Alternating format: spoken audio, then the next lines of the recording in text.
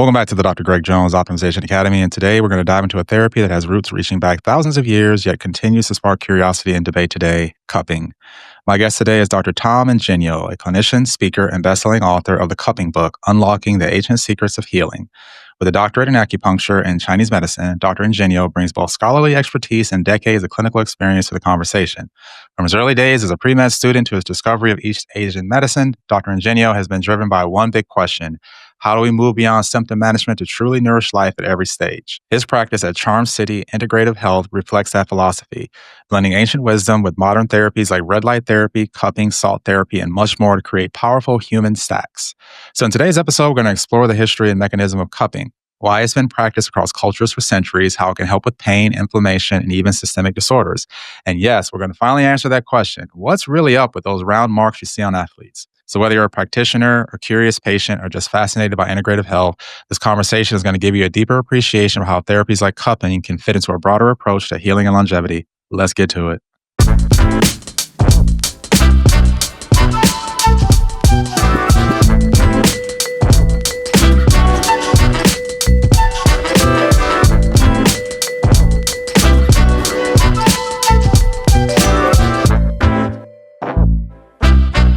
All right, Dr. Ingengno, Dr. Tom. Man. I told you, it. I'm practicing. I got it, Dr. Jones.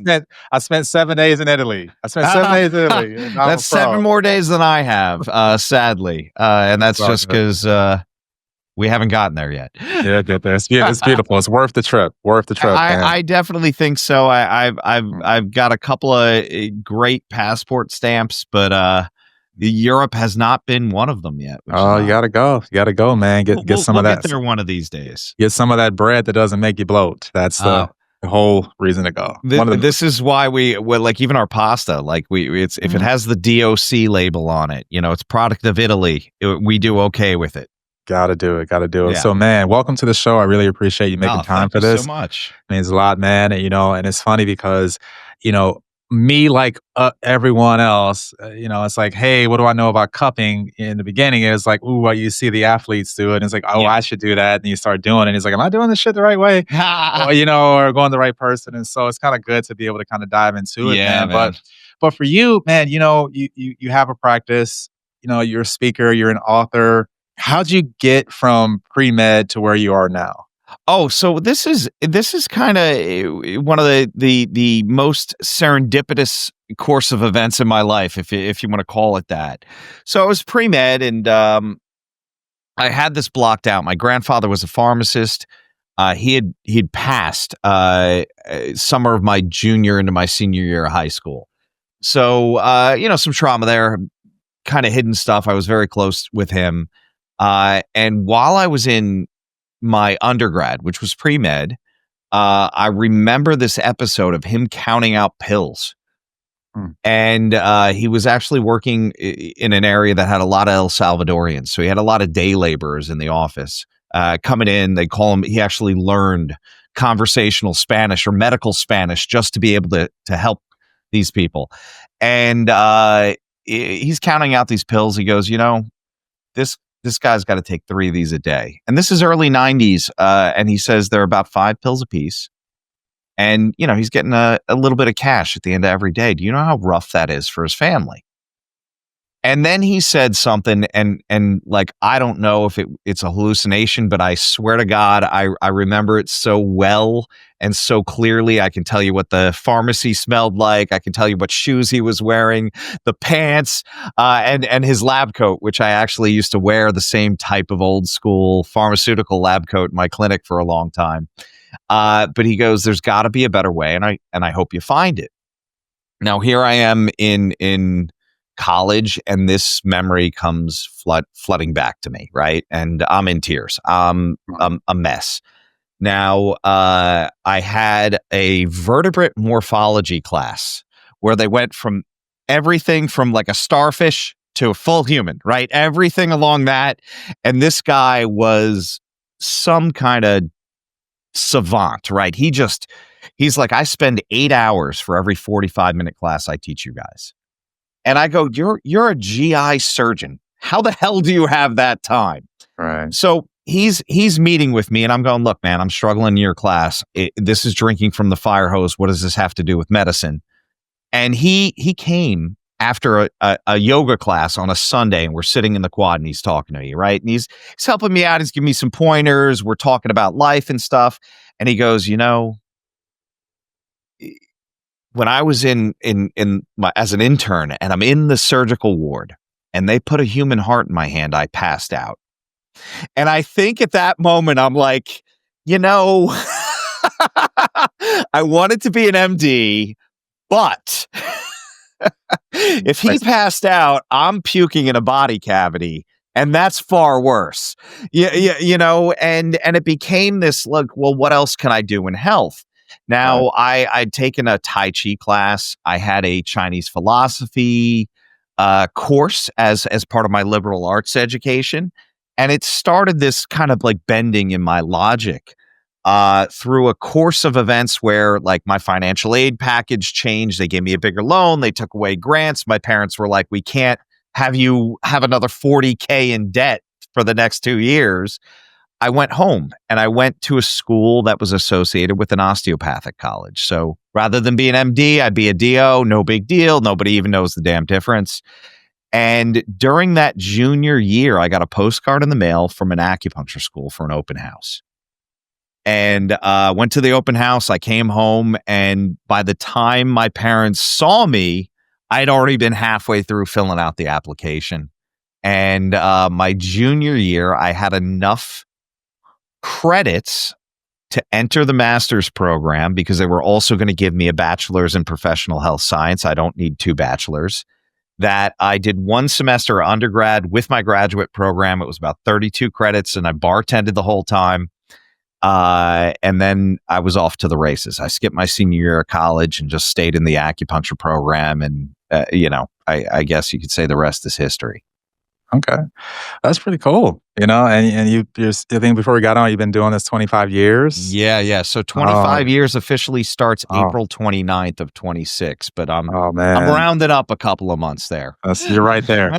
You're right there. You're right there, man. So how's it evolved again? Because, Yeah. have you seen changes Oh, in more? absolutely.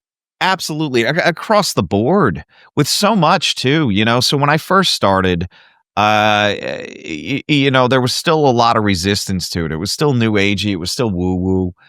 We had studies, but no one was talking about them. Right. I mean, other than, my Chinese teachers who were like, look, this is published in Chinese. I can't get it to you in English. And even trying to get patients, it was like, well, that's voodoo. No, it's not. And also don't disparage voodoo. Uh, but within that, there started to be this big public perception change, right? So when I graduated in 2001, it was like, I think 1 in 10 people had tried acupuncture. Mm. One of the things I love about acupuncture is I'm not a history buff, but we can tell things through the thousands of years of evolution of acupuncture, where it was in the world, what was happening, how they describe the treatments, even what country it's in, right? We have different systems in different countries. And even today, we're putting our modern Western fingerprints on it, right? And I want to say this, not in a colonizing way, not in an appropriation way. It's a tapestry. It's a living, breathing medicine that adapts to the communities that it's in. So I absolutely love that, because I can combine it with some crazy ass modern stuff, and it still has its roots and its history going back thousands of years, and it doesn't make it any less valid. It just seems to work better for the people that I'm treating. Cool. And now we're 50K plus peer-reviewed articles on PubMed, and hey, it started out as let's prove these wackos wrong, and it was like, no, these physiological changes are actually happening. This can actually be measured. And my favorite thing about that is they still don't know why it happens, right? They can say, hey, we put this needle in, white blood cell count went up. Okay, cool. Well, why? Mm-hmm. And then I get to be a little coy and go, yeah, we smooth the flow of chi. Now And the they're like, energy's moving, "What?" right? Yeah, And the yeah, body went back into harmony. And well, yeah. how did you do that? Well, you put the needle here and that happens. I know. Dude, I remember, I still have this damn thing at home, man. And now it's got so much dust on it right now, it's not even funny. Yeah, And yeah. it was a point finder, but it was also like an Yeah. E-stem thing, right? Yeah, And it's yeah, like a yeah. I little know exactly yeah. which one you're talking about. Yeah, yeah, and I got it, and, like, it will zap the shit out of you, Yeah, man, yeah. like, it's like if you but it's funny because you'll, like you say, you'll hit, LI3, Yeah, yeah, LI yeah. The LI3, 4. right? 4 is the big Yeah, gun. LI4. Yeah, man, yeah, I'm doing great in my acupuncture. I hope my You're all right. If you acupuncture hit Li3, you're close enough. my acupuncture professor from school could only see me now. He'd be like, "Yeah, let me go ahead and take that grade back, buddy." But so and you'd put this finder on Li4 and, like, it literally just goes off, like, it Yeah, literally yeah. can that you're at And that point. yeah. Yeah, and if you zap it, it'll like I said, you'd be like, "Oh, this is a lot," right? It's like a point stimulator. So there is a flow of energy there, man. Yeah, It's yeah. there, and we see it. It's so interesting because I did this podcast with a guy named Dave the Mystic. Like you want to talk about out there, right? And he was an electrical engineer before he got into let's say metaphysics, right? So he has this huge, and I mean, worked with Grumman, worked with some big name, like heavy duty stuff, really in this electronics field, and he knows everything there is to know about circuits. And then he started getting softer and softer, and he went into 2 semesters of acupuncture school. And he started telling this story, and then I went, "Oh my God, you're not going to believe. Not only do I know what study you're referencing, 2 nights ago when I couldn't sleep, I opened up YouTube, and he was talking about a study that came out of China where they were trying to map out, and this has always been the challenge. Do the channels actually exist? Right? I don't, I've been working with them for 25 years. I can't see them. I can tell you where the points are. I can tell you the pathway. I can't, produce a body, if you will, right? I can't say they're definitely there. But in the 80s in China, they were playing with the microtubules in the cells, right? And these are these really tiny, they're little tube looking things sitting in every cell. And they put this dye in some, right? They injected into an acupuncture point and they saw it moving along cell to cell through the microtubules. And they theorized that this chi, this energy that we're talking about, maybe it's electromagnetic, maybe it's not, but it's moving along these tubules. So fast forward to 3 days before I do this interview with him, and it's 5 a.m. I'm wide awake. All right, I'm going to put on some ASMR and help me get back to sleep. And what pops up but an ASMR account called The Sleepy Physicist, who's talking about quantum physics and the theory that our consciousness flows through the body in and through the microtubules. And I was like, oh my God, that reminds me of this acupuncture study. And then 2 nights later, I'm on a podcast recording talking about it. So Uh-huh. absolutely bonkers, so weird, but there's something there. There's something that's happening, right? Like I said, is it electromagnetic potential, which is kind of what the point finder looks at? Is it some kind of arrangement of microtubules? Is it a energy that we just haven't been able to measure and look at yet? I don't know. When I talk about chi, I talk about it in terms of physics. Potential energy. Can your body do the thing when it needs to do it? Or kinetic energy. Is it doing the thing that it needs to do? Right. And that's internal functions as well as musculoskeletal stuff. Oh. No, that's really cool, man, and just to see that, and again, there is no unfortunately, you can't, like, define it, and Mhm. that's kind of kind of the mystery and the beauty of it. But Yeah. I'll tell you what, man, as I was kinda getting ready for this, man, I was kinda looking at some things you've done, and I'm gonna transition us to cupping here. You got You literally it. wrote the book. You wrote the book on cupping. I A was book on so cupping. surprised that no one chose the title The Cupping Book. The I cupping said, book. I like Yep. if you're going to write a book and you can call it this book, Do Yeah. that. Why? Yeah, yeah. Because you will be known as the guy that wrote the That cupping book. he wrote the cupping book. It was like, oh, this is like, it makes sure it's like it's the pioneer, the first of the first. And it's a really cool book, man. I was kind of like, I got to, parse through it and things like that. And the actual full title is The Cupping Book: Unlocking the Ancient Secrets of Healing.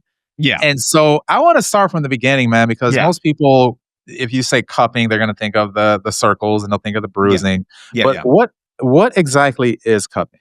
So, I mean, that's such a big answer too, right? The nuts and bolts of it is we're creating a vacuum, applying that to the surface of the skin. And what that does is pull blood up into the superficial capillaries and ruptures them, which gives you the bruise, which is technically ecchymosis, but we don't need to be that guy that goes like, oh, it's not, hematoma, it's ecchymosis. A bruise is a bruise. Right.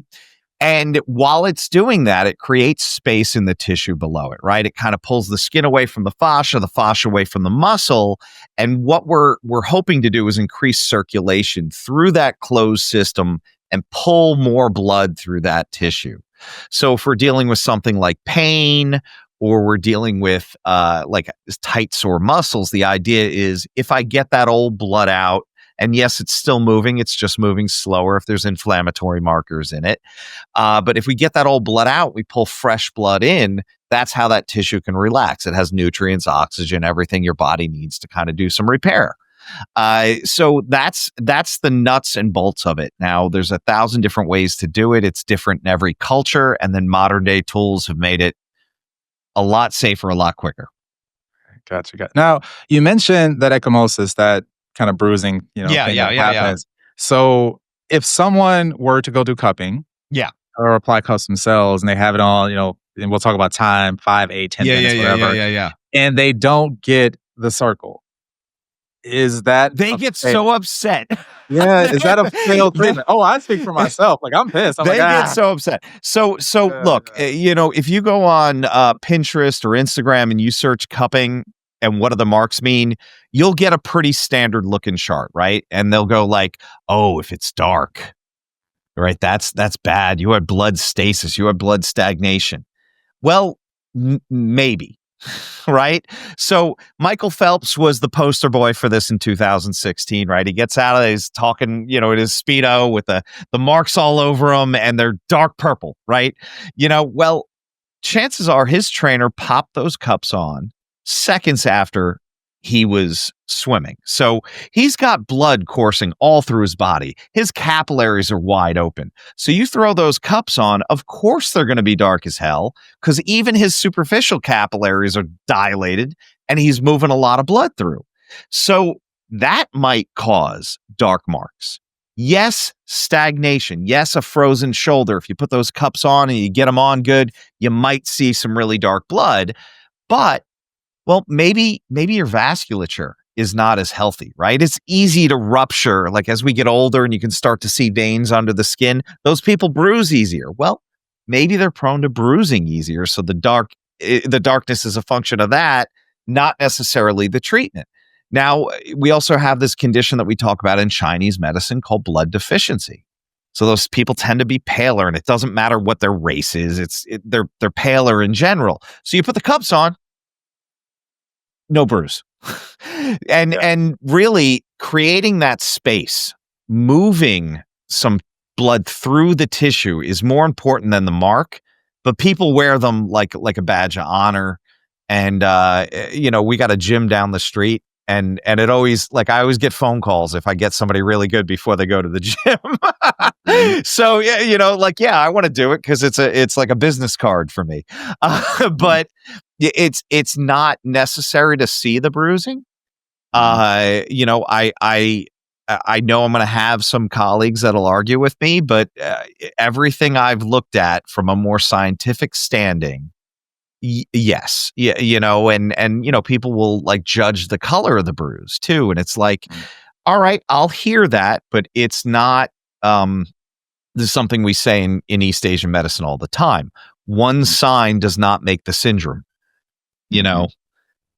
Makes sense. Makes sense. Now, cupping's been around for a long time. Matter of fact, It's older than acupuncture. acupuncture, right? And I think the earliest writing from what I saw here was back in like 1515 BC. There was a Yeah, the papyrus. Ebers Papyrus. I haven't read it, but I assume there was a guy, the first influencer. It was like the real, the real Amen TikTok, and he's got Yeah. this papyrus, and he's writing, but it's like a selfie, like he's kind of turning behind himself, and he's got the circles there, right?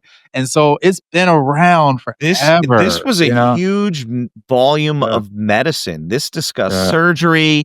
This discussed so many things. And this is one of those things that I always kind of, and this is part of the reason I wrote the book, right? We look back at cultures now and we're starting to see, and we're like, there's always like how the hell did they do that? Look, there's no seams in the building, and how did they transport these 20-ton stones? It must have been aliens.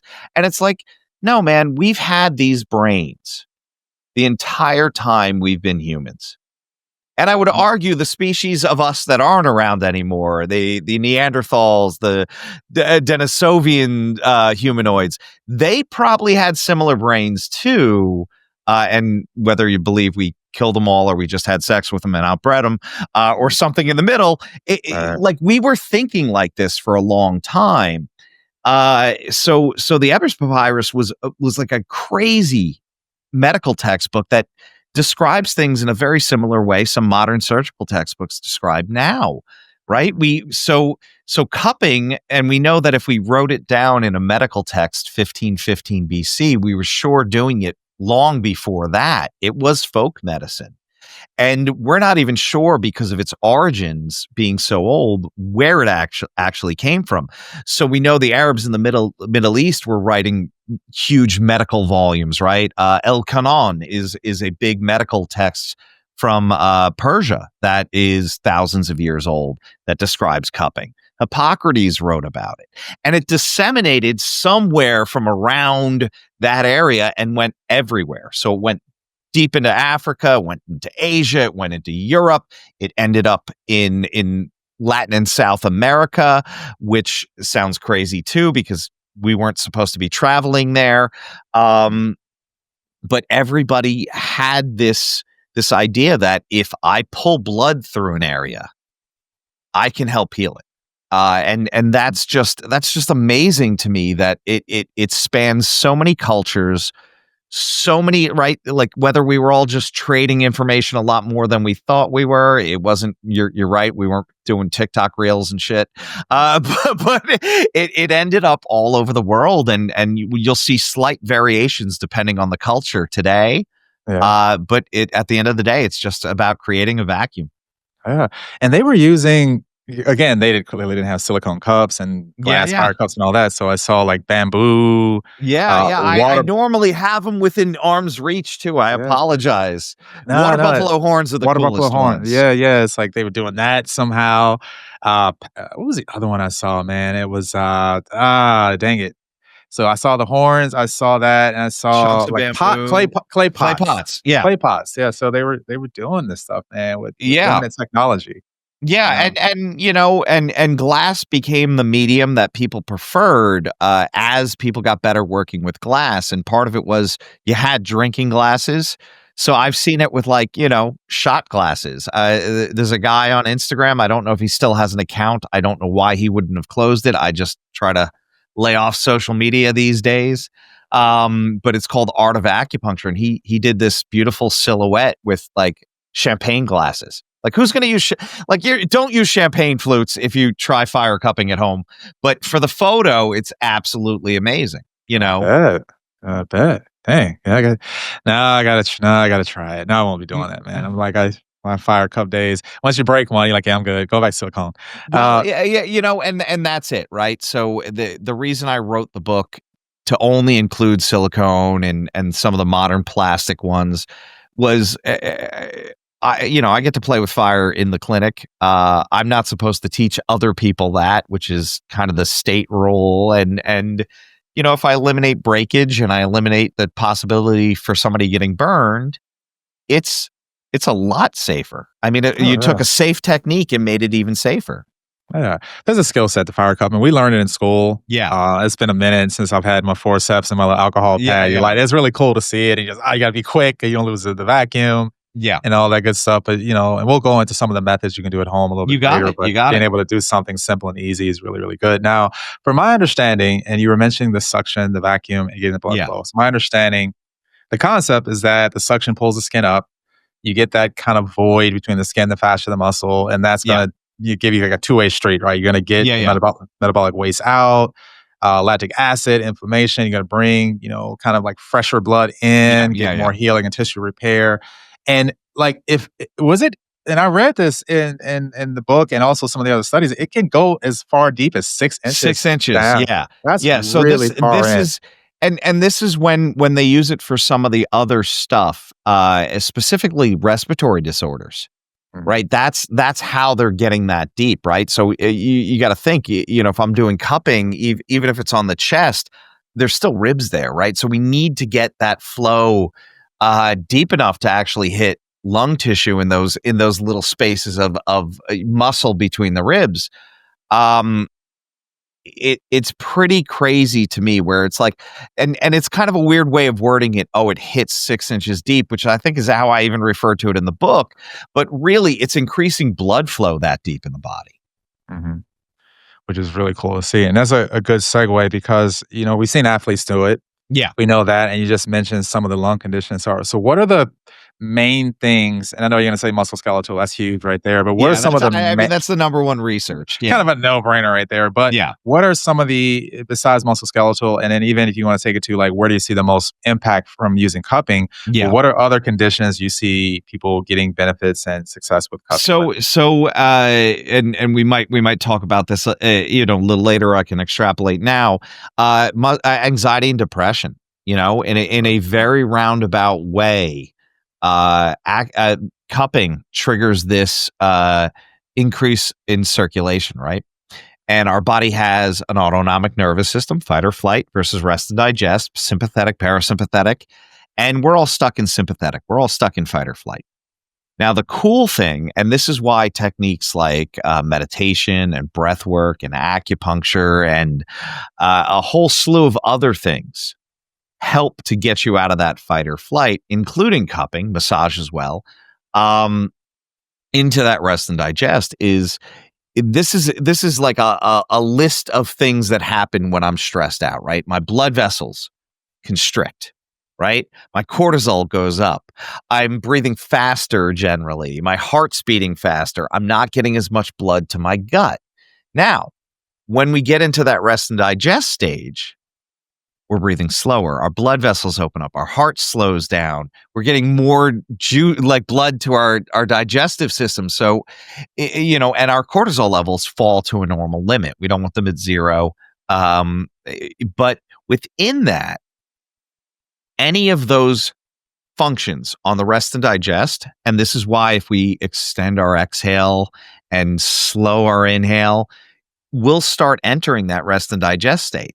So if we make one of those functions go, the rest of our autonomic nervous system goes, well, my blood's moving, so I must be calm, right? So we put these cups on and we increase systemic circulation, not just where it is under the cup, but our body starts seeing this circulation go and we go, oh, we must be relaxed.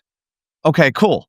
Let me drop in, right? So a lot of people, we put the cups on and in the clinic, maybe I'm a little sadistic. I'll put them on pretty tight, as tight as the patient can tolerate comfortably. And then after about 10 or 15 minutes, sometimes we'll hear snoring, or they're out, right? Because they entered that rest and digest stage. So anxiety and depression, and we know kind of when we're in that rest and digest, neurotransmitters can actually normalize a bit, right? So that's that serotonin, dopamine kind of pathways. Leveling those out can help us quite a bit. And that's kind of like an off-label use, right? That's kind of in a lot of cases, that's a side effect for people. But we do have some people that come in just for that because they like the way it makes them feel. Digestive disorders, right? It sounds crazy to put cups on the abdomen. It's a little weird. It's soft tissue. But we can help with diarrhea and constipation. Even a technique that we do called sliding, where we put oil down, we don't put on the cup as hard, and we slide back and forth. In general, if we were going to do that and somebody came in with constipation, you put the cup on starting at the ascending colon, work across the transverse colon, and then slide it down the descending colon in kind of this big circle loop. But if they have diarrhea, you can go the other way. Like you're pulling it up physically. And there's some success with that. We've seen some studies where they work on allergies. So this kind of pairs with Chinese medicine, where we get some points around the belly button, as well as some points on the chest and the upper back to help open up the airways, but also help deal with the immune system response. That's really cool. Now, that's a lot of really cool stuff. And obviously, you guys are, in the clinic. Oh, we didn't say the name of your clinic. So it's Charm City. Yeah, Charm City Integrative Health. Charm City. Yeah. Charlotte. Baltimore. Oh, shit, man. So, please don't worry. Baltimore's got two nicknames. I wanted to call it Mob Town. It didn't have such a healing vibe. And Charm City, when I found out the history, I'm a transplant from New York. When I found out the history, I was like, yeah, that makes sense. But basically, to help with Baltimore's tourism, a mayor had this campaign where you could do this tour, go to all these landmarks, and you would buy a charm bracelet. And at each landmark, you could go and get the charm for the landmark. That campaign flopped, but the nickname stuck around. Now, Mobtown was because we're really good at having mobs, and that was in the 1800s. But yeah, it's Charm City is something a lot of Baltimore businesses use. I've been here probably about 20 years, and I really love it. So good. I gotta get my city nicknames down. We got you're fine. Windy City, Chicago. I think Cream City's Milwaukee. Chocolate City's DC. I got shout out to DC. That is a great Parliament song, by the way. That is a very good one as well. You got Magic City. I think that's a strip club in Atlanta. That's not the city, but I mean, there's a lot of different little city names, man. You want to get the right city name when you're traveling, man. You got to know where you're going. So I always mess them up intentionally. Yeah. I'll be like, oh, you're going to Chicago? Yes, the city of lights.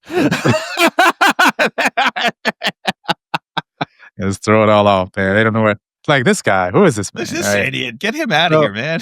So these are really good things. You got the obviously, pain and healing. You got some gut health, respiratory things, anxiety and all that. And these seem like there aren't many people out there who are not going to have at least one, if not all of those at some point in their life.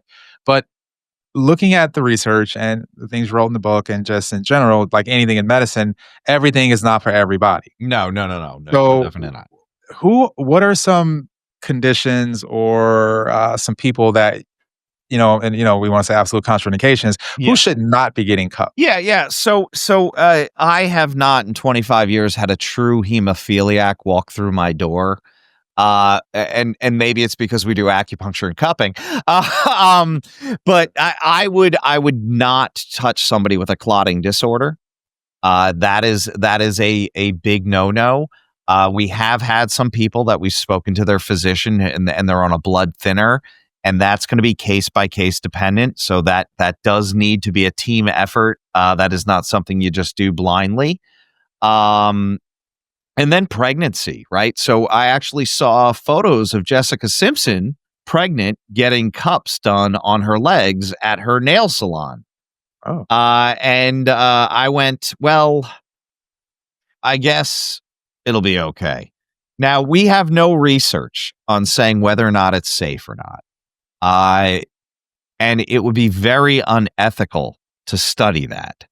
So we err on the side of caution, and we say, please don't do it during pregnancy. And, especially avoid areas like the abdomen and some of the forbidden areas in Chinese medicine.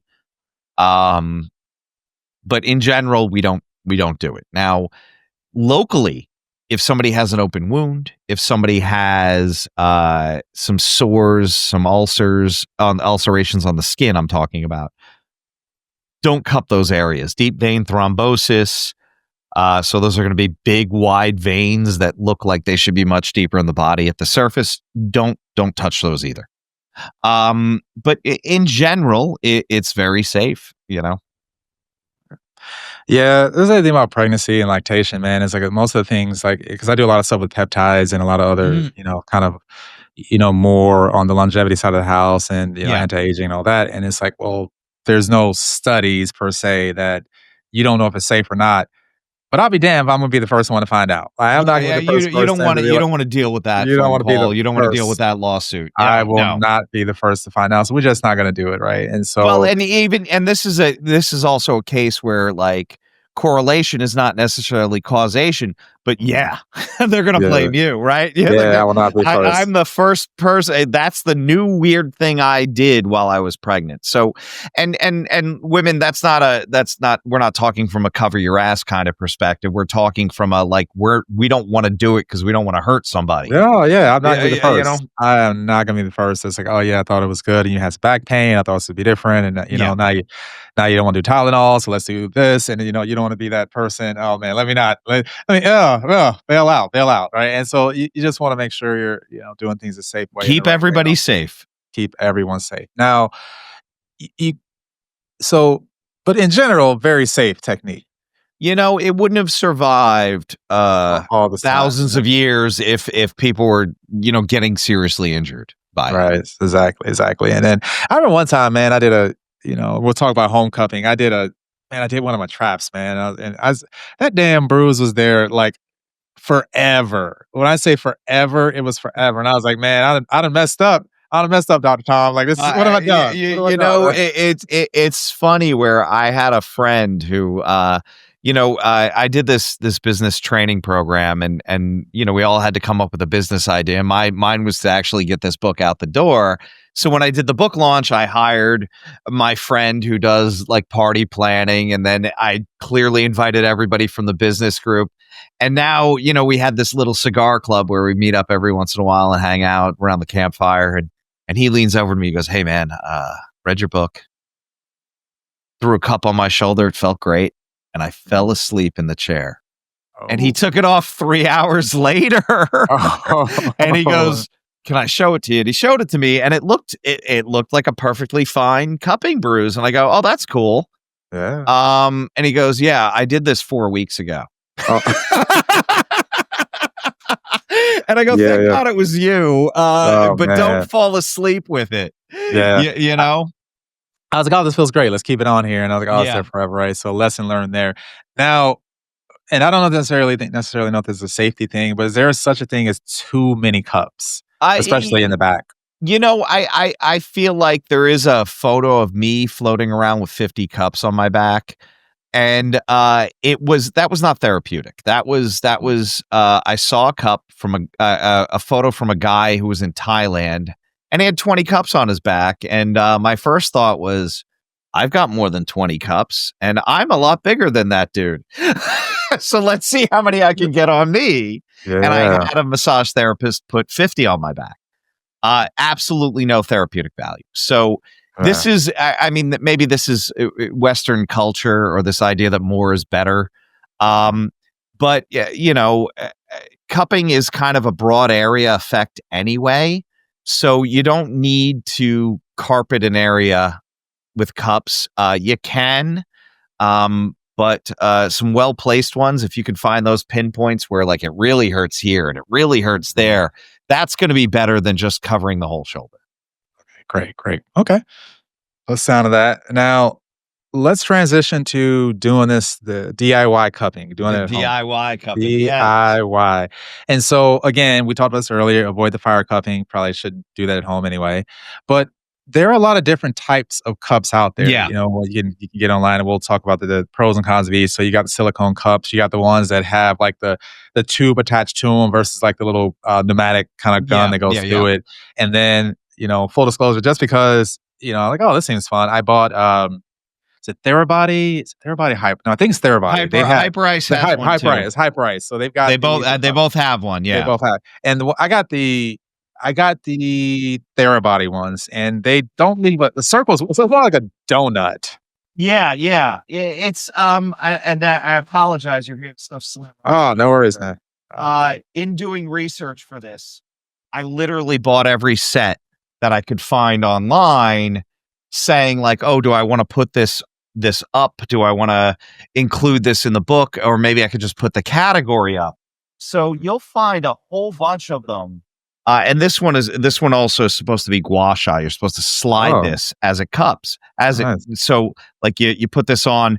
The red light is definitely not strong enough to have any therapeutic effect, but like they bill it. But like this will suction like this. Now, if you leave it too long, you're not going to be able to move it. It's too strong. But the Theragun one does something similar. It kind of vibrates. It heats up. Mhm. Um, I'm all for combining and stacking therapies, but does that mean you're getting what you pay for and what's therapeutic dose of each thing? I don't know. So I bought a knockoff one of those Theragun ones. I like it, but I like it at $20. I don't like it at 80 or 100 or I you know. know. And it's funny because you're mentioning that one and a different brand that did something similar that I did, found a source from China and ordered a couple. Uh-huh. They were selling them and they took my interview on another podcast talking about cupping and Joe Rogan, and they spliced our videos together. They called me a Huh. physiatrist. They changed my name to Dave something. And then, it's me saying something about cupping. And then Joe Yeah. Rogan's going, "Oh, yeah, man, that's real cool." Yeah, I saw And that. it I was did. I saw that. it had Yeah. nothing to do with us. Oh, And wow. I'm like, well, I you're using my name and likeness and you're misrepresenting me. So I'm real pissed about that. And I'm like, I don't have the legal team Joe Rogan does. Are you sure you want to use him to endorse a product that he has no clue he's endorsing? Mhm. And I sent a cease and desist. It's not that I thought the cup was bad. It's just that like, why would you do that? It's You the know, world, man. oh, People are like, we didn't know. Bullshit, you didn't know. all right, yeah, that's just you'd be surprised people the things people do out here, man. It is the Wild West in many, many Yeah. ways. So now, yeah, I was thinking about that too because I got the hyper ice ones, man. I'm just like, and they turn off after 3 minutes, Yeah. and I'm just like, oh, Well, but it may be one of those safety things because the stronger the suction, this is like that, milder suction you could probably leave on longer. It's an inverse relationship. So, oh, yeah. it's it's drawn blood a couple times, Yeah, and I was see, like, and that's where I get a little whoa. scared there. I was Yeah. like, but it didn't feel like it was that tight, Tom. I was like, "Oh, Yeah. it's not bad." I take it off, and I'm like, why am I bleeding?" Right? Yeah. But it's also vibrating and heating the area, so it might And you're be. probably confusing it quite a bit, right? You're not getting the full pain experience because the other sensations. I know, Yeah. and the body's probably, "Oh, you want me to bleed? Okay, I'll bleed," because you're clearly asking me to, because you're heating things up and you're, And that's you're causing that. and bleeding cupping, wet cupping is sometimes we call it. That is, leave that to professionals. We're not even going to talk about that. Yeah, that's a whole other thing. It was accidental wet cupping is what I Yeah. did to myself, and I was like, Yeah. "Yeah, I don't think I should be doing this," right? So, for the at-home ones, though, is there one that you prefer that So, you're recommending? I'm a big fan of bang for your buck, and Mm, these are not the strongest, right? And they're very hard to do sliding cupping with because they're soft. But for under $20, you can get a kit that has 12 of these and they're different sizes. So if you're working like low back, neck and shoulders and back here, you're probably going to need somebody to put those on you. But if you're going to be doing stuff at home and you want to work on your forearms, your bicep, your legs, you're going to want those smaller cups. They have to kind of fit the body part they're going on, because if I take something and I put it on an area that's not wide enough, I'm not going to get the suction. So I have to use different size cups, and the silicone themselves under $20, 12 cups, varying sizes. It's kind of not just the most value add, it's the most versatile, mhm. right? So, and then look, if you're going to use these at home, you can wipe them out with Clorox. You can throw them in the dishwasher, which is, I still think, a little weird. I want to keep, my skin debris out of my dishes. But Right. I hear people are doing that as long as they're not drawing blood, as long as they're not using them with people that may have some skin condition or, have blood on them. you're probably fine, you know? Okay, for sure. And then I think the other thing about those, you can, you're not gonna go over because they're silicone. You're not Yeah, going to there's a limit, over-pressurize. right? The most I can put this on is about that, Yep. and it's not gonna get any harder than that. And in that case, the dosage, some studies have just recently come out, and they're saying around 7 to 9 minutes, I think. But that's with a strong cup pumped to kind of like that edge of tolerance. So something like this, when I say 10 to 15 minutes, you're probably very safe within that. Okay. Now, the next kind of step up or level up are the plastic cups, and those are the ones either there's like the gun that attaches Yeah, to yeah, them yeah, or like yeah. the pump that goes there. And so, what are the kind of pros and cons of those? So I think with that, and I'm going to pull out another one, which is a hybrid one. So normally you see it looks like a pistol and you put it on the end. This one was super fancy. This is a Temu purchase, by the way. So one of the things I kind of don't like about the cups. There's two things. When we're looking at glass fire cups, they all have this wider than this kind of rim, right? So when that goes on and it kind of bites into the skin, that dissipates some of that sensation. It doesn't allow it to suck in as much. But you can see side by side, this is a lot wider than this. This one sometimes feels a little pinchy, the plastic itself, right? And that might be more uncomfortable for some people. Now, the thing that I have when we use these clinically, and I know plenty of licensed healthcare practitioners across, like anybody that's doing cupping, and you walk into their clinic, they probably have the hand pump one. And there's nothing wrong with it, but for me, cleaning up in here, right? Because what if I do get a zit and I pop that zit and a little blood comes out? What if I do not see, hey, they might have shaved their chest and I put a cup on their pec and a little blood comes out. And in the crazy small me being paranoid and not wanting to share bloodborne pathogens with anyone, I don't know that I can get something in there that can clean it. So with this, a lot of the stuff I use clinically, like Cavicide, which kills everything, will destroy this entire cup. So I don't like these so much for clinic. They're great sets for home, provided that you can tolerate the lip here not being as tight. But this one's another motorized one. So you put the cup on and then you put this on. So it's kind Nice. of like a hybrid between the gun pump and something more expensive like the Hyperice version, and then boom, Oh, that's it. oh, nice. Nice. And then the only thing about those ones that are kind of motorized, usually they come in like I know with high price, you get one. One, yeah. And I don't know how many. This one's like an 8-pack, Oh, so it's not no too better. bad. And look, I'm not telling anybody not to buy a brand name thing, but I think sometimes you're buying a brand and it looks cooler, but the function is about the same as any other one. Yeah, kind of paying for the name. And honestly, I think I did an impulse buy when I got my 3, and I was like, "Damn it, I should have looked at that. I would have got, Yeah. same kind of function and saved some money." But here we are, and I got my nice vibrating heating cup, so you got that, and you Yeah, gotta yeah. keep going all over and things like that. Now, kind of transition a little bit, and you mentioned this earlier, the difference between static cupping and running cupping, Yeah, and when yeah. you would do one versus the other. Yeah, static cupping is like it sounds. We're putting it on. We're not moving it, right? Running or sliding cupping or moving cupping. We call it a bunch of different things. We put oil down, and then we're working a whole muscle group. So we tend to put the cup on a little bit lighter, and then physically move the cup up and down a muscle group.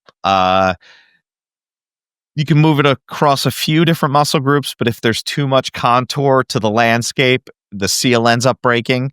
And we need to have enough where we're getting this resistance, like the cup is on, but not too much where we can't slide the cup comfortably. Now, this is a 2-person job. You can't do it to yourself so easily. And it's normally done back, shoulders, neck. You can do it down the legs. The IT band hurts like hell. The adductor hurts like hell. But in these areas, you can do it, but you need to have constant communication with the person receiving it because you're not trying to torture them. Okay. Gotcha. Now, kind of transitioning to other things that you guys do at the clinic here, Yeah. because when you mentioned some of the benefits of cupping with the musculoskeletal, helping with pain and, Yeah. and muscle tightness and all that, but also when you look at anxiety and treating kind of like, that parasympathetic or sympathetic dominance rather, Mhm. and also some of the digestive stuff, just because again, I had my almost 2 years of, acupuncture or, Yeah, yeah. Oriental medicine is what we call it at the school. And I have that. That makes you think like, well, that's a lot of what you said are the same things that people use acupuncture to Yeah, treat. yeah, yeah. So what's kind of like the break point between, hey, this is more, I want to use cupping for this versus acupuncture to treat some of the same conditions, or do you combine it? Yeah, so we often combine it, right? So, if you come in for acupuncture, and we get to an area where it's like there's a lot of tightness or it's going over a big area, we'll probably say, "Hey, is it okay if we put cups on here?" Why? Because I can cover a bigger area quicker. I can work different layers of muscles and a bigger area of the muscle all at once. Acupuncture, I hate using violent terms here. Acupuncture is the sniper rifle, right? I want to go to this specific point and unlock this. And we can do that for an area, right? We can do a few different needles placed around, or we can do something distal, something down the arm for the shoulder. Um, and with cups, that's a little bit more like a hand grenade, right? Like well, where does it feel tight? Great. We'll just throw some cups there and we'll get it, And even if we're not perfectly on it, as long as I got something in the area, we're going to see something positive, which is another reason why it lends itself to home use so well, right? I don't have to be exacting. Okay. Gotcha. So it's kind of good to be able to stack them. And this is a good segue, man, because Yeah. in my research for this, I saw that a lot of things that you're doing over at the clinic at Charm City, you're doing some stacking or some health stacking. Yeah. Yeah. Yeah. And so, everyone think when we hear stacking, and then there's like, oh, I'm gonna do a peptide stack or a supplement Yeah, stack. but it's the But we same it's hear, the same theory, It yeah, is the same theory. So, stacking, I thought we were being novel when we kind of coined it when we opened up in 2016 because like you'd go to the gym and somebody'd be like, "Okay, what's in your stack?" and immediately they want to know what supplements you're taking and possibly questionably legal injectables. Now we're all talking about peptides and a little HRT, and there's nothing wrong with that. I'm 48, but within that, it's a way of combining services in our office to kind of get maximum effect for different conditions or for different outcomes. So we offer, I think 12 or 13 different therapies, including acupuncture and massage and cupping and gua sha and moxibustion, and the traditional stuff. We also have red light therapy. We have halotherapy, salt therapy is what that is. Exercise with oxygen therapy, which replaced our hyperbaric unit. We do 3 different types of cold exposure. The cold plunge tends to be my favorite now, more so than the cryotherapy, both local and whole body. Red light therapy, we made a custom bed, oh God, in 2018. And now, we're seeing all these crazy custom beds out and we're like, oh, ours was kind of here before you even existed, man. And then infrared sauna. And it was looking at things that, I don't want to chase fads because we've had a lot of places pop up that look like us externally. And a lot of them are gone. And it's just because they were going on the newness of everything or the trendiness of everything. And we were looking at services, red light therapy's got 50 years of research. Cryotherapy, whole body cryotherapy is almost as old as I am. They started doing it in Japan in 78. So I was looking at white papers and research and whatever things I could get published in English about all these services. Halotherapy, salt therapy. Hell, ancient Roman times they were putting you in salt caves. Yeah, so none of this was new to us. Saunas, God, how long does that have a history of in Scandinavia?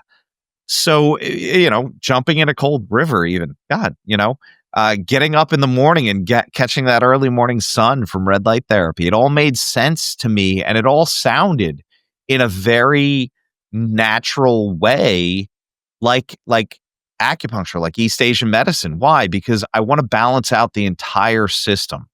And at the end of the day, those big things, if I can knock down inflammation, if I can improve circulation, if I can help with immune system function, I'm going to keep you healthier. So all our stacks are kind of balanced and looking to do that. And if I can hit you with different modalities, I know we can get the synergistic effect. Mhm. I like that, and I think there's many ways. I feel like there's 2 ways to look at it. It could be like even though no one should be eating the shit, like a combo meal, right? If you go to like a fast food Yeah. spot, right? It's like, hey, I Yeah. want to make Yeah. sure you're getting. Maybe you want to hit multiple. You want to have more of a pleiotropic effect. Even though we're not looking at the cells, but just more of like, hey, how can we instead of you got 8 things going wrong? I don't really want to give you 10 things. Maybe we can use some things that have multiple benefits to kind of minimize so we're not overwhelming your system or Yeah. kind of just slamming you with so much. Or maybe the other pathway I'm thinking, if I'm hearing right, is like if you have that one condition, let's do multiple things to hit it from different angles. It might Yeah. be like, let's work on the cells versus and the symptoms and the Yeah. pathways and all that. So I like that concept, man, and being able to do multiple things is really cool, especially if you can do them at the same time. If it's Well, more difficult. and we've played with that as well. Yeah. Certainly the red light booth that I have, and you got to check this out after the show. It's called the Immortal Chamber. A friend of Oh, I've mine seen had, that. yeah. Yeah, So I've seen that. Yeah, yeah, he gave us his first prototype after yeah, he took off a lot of the crazy stuff. But he yeah. had that in our room at our office where we were doing PEMF with red light and some other services, and now the machine is, oh my god, it's so impressive, and it's, I Yeah. think he's saying like 7 or 8 therapies at once. Yeah, it's like a whole treatment center all in one. Yeah, Yeah. I've seen that, man. There's a clinic out here, I can't remember the name of it. There is a clinic I know of that one of the docs has it, and I started posting on it on Instagram. I was like, "Oh, I gotta check that out." Might be really cool. Something to look at for the future, man. Something Yeah. for the future. All right, let's see here. What else got for you, man? This has been really good. We're not out of here yet, man. We're not out of No here yet. worries, no worries. So, I want to kind of go back to one of the things you said earlier about how cupping has existed in all these different cultures all throughout history. Yeah. And with that, each culture seems to have some experience with it. How do you think this is kind of I want to see how I want to ask this question, man. Like, what can we learn from that? Not just in medicine, but in society Oh, to yeah, go. I think there's this curiosity, and I think that when we look at things as a free exchange, right? Rather than I'm gonna go take this, or I need to have this, and I don't care how I get it. That therapy lives, and it carries on. And I think, in modern times, we're starting to see this resurgence of classical things and looking at it through a new lens. And I'm enjoying that as an acupuncturist right now, right? Uh, It's certainly the science is all there. I watched a lecture on from the president of the Institute of Noetic Science. And here he is talking about psychic ability. And he's a PhD, and he's not getting run out of town or called a kook or, labeled crazy. And his whole thing was, yeah, like 20 years ago, I couldn't have given this lecture. mm, Right. So why? Innately, we had this in all of our cultures. We had shaman, we had medicine men and women and witches and brujas and Santeria. And it was all of this stuff that was part and parcel of our cultures, depending on where we were from. And a lot of this is coming back around with fresh eyes and modern science. And the modern science isn't there to negate it. It isn't there to knock it down and say, this isn't what's happening. It's there to go, well, how, you guys clearly care about this a lot, and it seems to be having some effect, and how can we look at that? So cupping fits that bill in like all of those elements, right? It was freely given with a cultural exchange. It expanded around the globe. It was grandma's medicine, right? So even in American culture and relatively modern history, uh, Godfather Part 2, there's a scene where Fredo, as a baby, they describe him as sickly, and the grandmother is putting a cup on his chest in the movie, I right? remember that. Zorba the Greek, there's a big cupping scene. That's from, the mid 60s. Somebody told me a Roman Polanski movie called the Fearless Vampire Killers or something like that. I'd never seen that one. And certainly Roman Polanski's not somebody to be idolized, but there was a cupping scene there. So it was still part of the culture. And I feel like it came across with the Southern Europeans, the Italians and the Greeks more than other people. But when I was teaching it in an acupuncture school, huge international student body, and everyone would say grandma used to do that. And it was funny Mm. because when they described how it was done with fire there was always a slight tweak. So in Italy, one of my Italian students said, "Oh, they put this big coin down, and then they take a little piece of cotton soaked in brandy or something. They put that down and they light that on fire, and then they put the cup on top." And then people in Syria said, well, the way they make the cups there are a little longer. So what they do is they roll up a piece of newspaper, light the end, stick that in, and then when they put that down, the fire's all the way up here. It's never going to touch the patient. So, there's a little bit of ingenuity, there's a little bit of creativity, and even the water buffalo horns. I had my acupuncture supplier order me some because I saw this photo of I think it was in Nairobi. It was goat herders putting them on each other. Oh, And I was like, that looks so cool. And can you get these for me? And he called me back. He said, look, we'll order you some of them, but we're going to order them at the sample price, right? And the sample price is next to full price. And I said, hey, man, they look metal as hell. And I told him I don't want to spend more than $100. And it ended up being like 4 or 5 cups. And he called me back 2 hours later. He said, I showed it to the owner. The owner agrees it's metal as hell. He's going to carry them. So, so he goes, now they're $9 a piece. okay. That was before inflation, though. So who knows what they Who cost now? knows? Who knows, man? Who knows? No, that's fascinating. So, no, I appreciate you sharing that, man. I mean, I think there's a lot to be learned about the cultural exchange and learning and being open minded overall. Yeah. Before I let you get out of here, man, where can our listeners connect with you, learn more about your services over at Charm City, Yeah. and also, and very specifically, where can they find a copy of the cupping book? Okay. All right. Okay. Without hitting you with too many websites or social media links, Charm City Integrative, TIVE.com is our website. You can find out all about me. Thecuppingbook.com. I can't believe that URL was also available. Lucky. But those are the 2 best places. The book is on sale everywhere. The only other link I would say is I got a podcast called Irreverent Health if you want to hear more of my bizarre rants. And that's irreverenthealth.com. Awesome, awesome. And we'll put all those links in the notes of the show. So don't be afraid to, spit out more. And you mentioned you're kind of lowering the presence on social media. So there's no Instagram or Facebook. We have all of it for the business. I'm actively trying not to consume. That being said, I just spoke to somebody that said I have to get my social media following bigger. So it may be begrudgingly that I'm more active on social media. Yeah.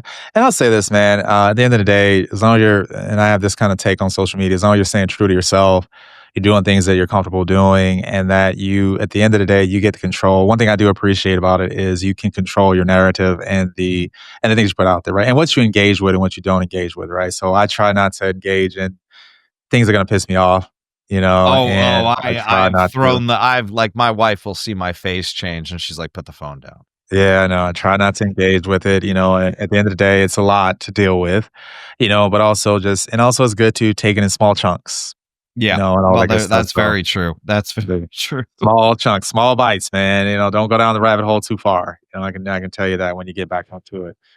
But hey, man, Doc, man, hey, I appreciate your So time. much Thank you, fun. dude. Thank you for making time for this, man. And we got to do this again.